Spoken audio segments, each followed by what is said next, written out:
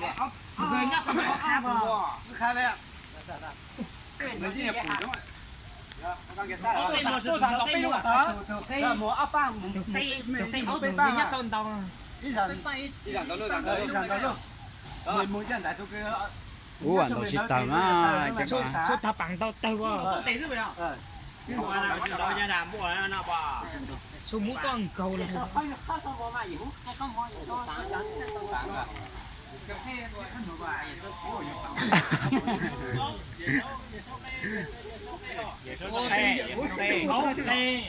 Giờ sao kê?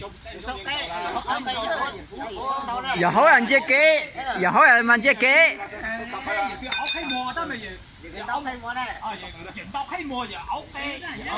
Chưa. Giờ cứ nhắc số rất ok. Giờ cứ ấu về giờ tụi khé.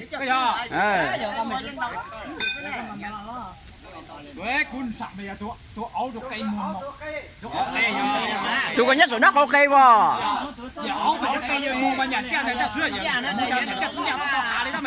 Tại giờ con nó tụi con nhất số đất con nó bỏ cái trống đầu mà. Ý dạng coi.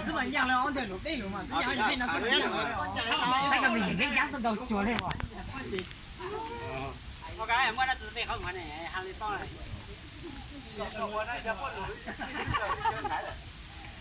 giờ tập cái nhất với cái gì mất âm khi là mày đã tự nhận đó Đó này mệt tay luôn đấy. Để qua gì thì hơn. tàu tây luôn coi từ ở trong hả Con tới luôn.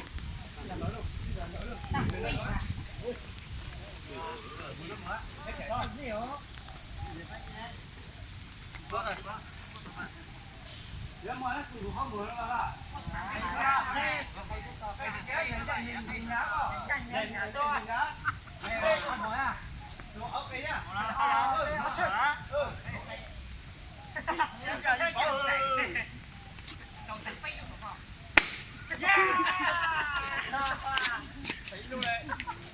Rồi, ok bye bye. Đói lôi vào. Chạy chán đói lôi đi.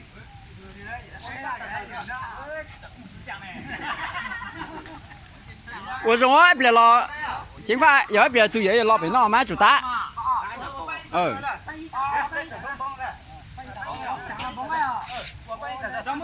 Sẽ phát đời với nó. Phát đời nó này. Chán đó mà. Ai phát đời đó mà.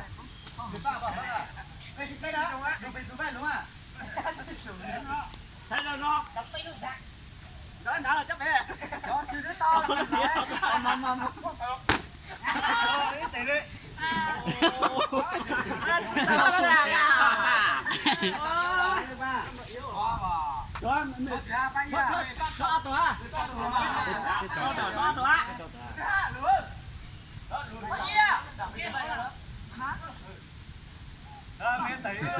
Nó xuống rồi, màn xấu ấy cơ. Nó xuống nhà sàn chui à. Dạ, còn rồi nha, con tàu cái chừng tàu được mấy tít à, đã con tàu nó không phải tê đấy à.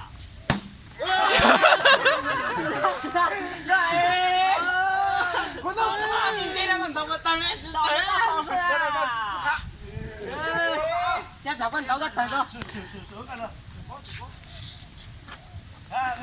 Xuống rồi.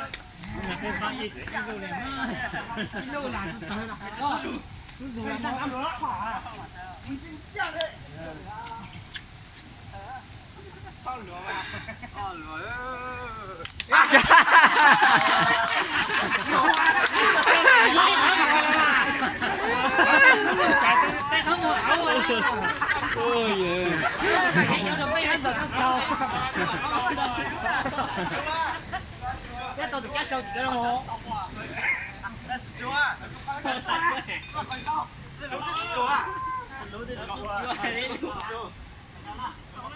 Tôi nhớ này tụi muốn mất cần tôi sao? Tôi nhớ là cho con niệm mà. Xem tàu trộn thực của ta. Hết người ô này chỉ cho nhất những trò chấp phải vấn đề đã.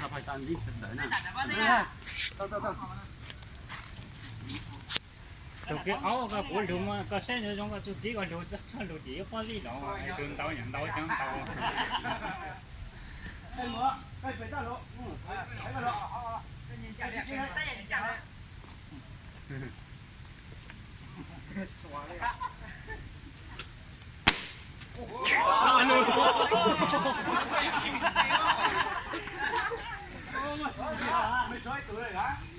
要看你上次都没上背了火了噻。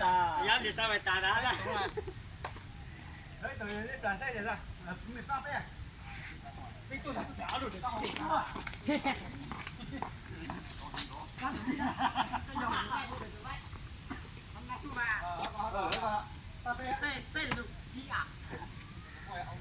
别放这个。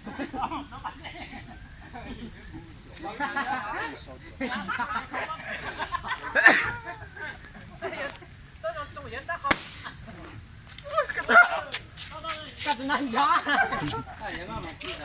抓不跌，这种导管打都管，谁知道呢？tiền đâu nó chửi nhau你自己说呢。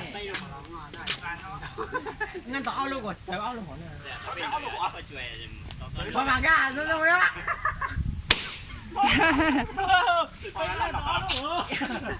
抓你两年，抓一下，抓半个一多。吹多咩呀？被人吹多。每一单的这管狗狗是到啊。呀，啊都知道哇。一狗狗我了，这现在狗狗是到我到。那个就中的嘛。有个也不搞那个没这个呢。这把走是吧？这把走怎么谁团的？谁干的？是啊，都是找问题哦。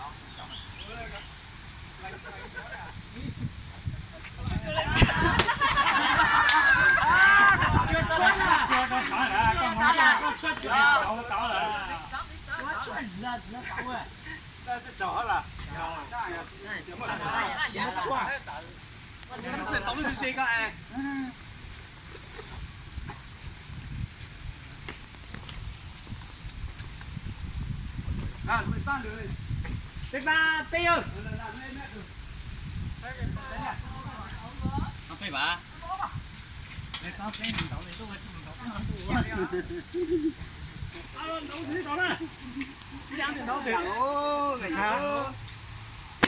哦，赢了，背吧。